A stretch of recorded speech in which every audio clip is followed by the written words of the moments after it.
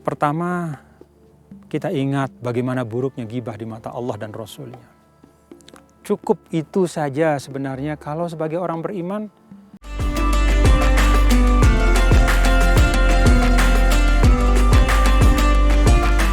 didatangi oleh orang yang menceritakan tentang keburukan Sayyidina Ali. Seakan-akan Sayyidina Ali tidak bertanggung jawab, tidak mencari pertanggungjawaban dan tidak menangkap orang yang bertanggung jawab membunuh Sayyidina Utsman. Akhirnya terjadilah perselisihan. Akhirnya Sayyidah Aisyah keluar bersama beberapa sahabat dan terjadilah peperangan dengan Sayyidina Ali dan para sahabat yang lain. Itu yang disebut dengan Waqatul Jamal. Dua perang pertama di dalam Islam, di situ ada ghibah. Di situ ada cerita-cerita tentang keburukan saudara yang menyebabkan terjadinya perselisihan dan bahkan pertumpahan darah. Pada masa-masa selanjutnya juga seperti itu, para pemirsa. Banyak sekali, bahkan di antara para ulama. Tidak sedikit para ulama yang memberikan penilaian tidak baik kepada ulama yang lain karena dia mendengar suatu kabar yang tidak benar tentang ulama itu. Imam Abu Hanifah sampai dipersangkakan buruk, sampai bahkan dituduh sebagai ahli bid'ah oleh ulama yang lain karena berita yang sampai kepada mereka bahwa Sayyidina Abu Hanifah ini menggunakan akalnya saja tapi tidak mau menggunakan hadis Rasulullah SAW. Seakan-akan beliau mengabaikan hadis. Maka kemudian banyak yang salah paham. Itu karena ghibah.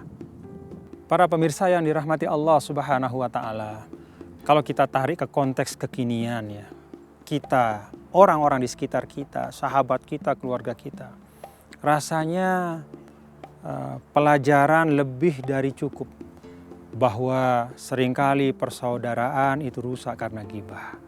Seringkali silaturahim putus karena ghibah. Bahkan hubungan antara sekelompok orang bisa rusak dengan kelompok yang lain karena ghibah. Maka para pemirsa yang dirahmati Allah, saya ajak kita semua untuk merenungkan pesan Rasulullah SAW. Ketika beliau bertanya, apa itu ghibah? Lalu kemudian beliau jelaskan, ghibah itu adalah dzikruka akhaka bima yakrah, yaitu menyebutkan sesuatu tentang saudaramu yang kalau dia dengar dia nggak suka. Kekurangannya, kesalahannya, mungkin ada sifat-sifat yang kurang baik. Kita sebut, dia pasti tidak suka. Para pemirsa, ghibah maupun fitnah. Dari ghibah ke fitnah. Ini seperti satu anak tangga.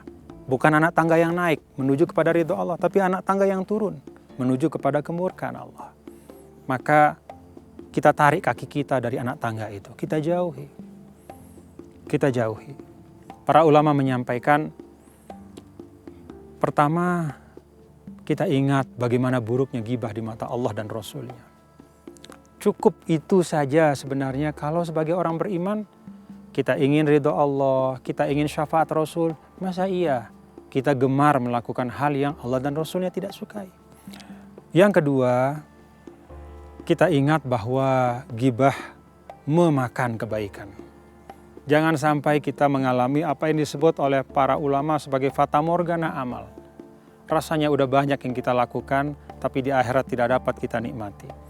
Karena kebaikannya diambil oleh orang yang kita gibahi di dunia. Orang yang kita fitnah apalagi. Yang ketiga, kalaupun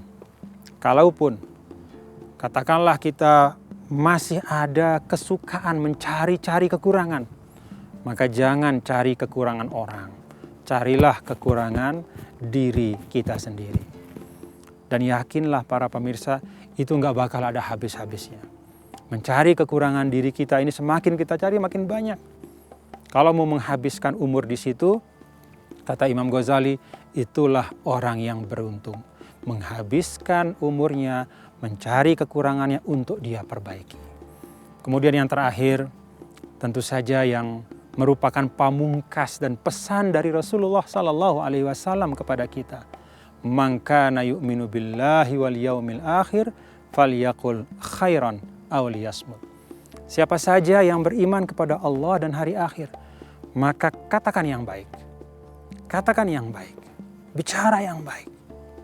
Auliyasmut, atau diam. Semoga Allah selamatkan dunia akhirat kita. Assalamualaikum warahmatullahi wabarakatuh. Bismillahirrahmanirrahim. Alhamdulillah ala ni'matil imani wal islam. Allahumma inna nas'alukal huda wat tuqa wal afaf wal ghina.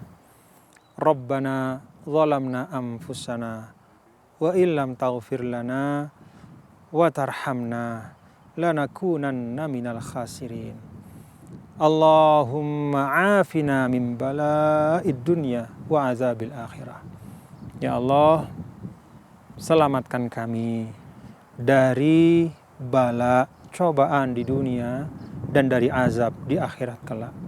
Salimna wa sallim aba'ana wa sallimil ummah ya arhamar rahimin. Selamatkan kami, orang tua kami, dan seluruh umat dengan rahmat-Mu ya Allah. Sallallahu sallama ala sayyidina wa maulana Muhammadin wa ala alihi wa sahbihi walhamdulillahi rabbil alamin.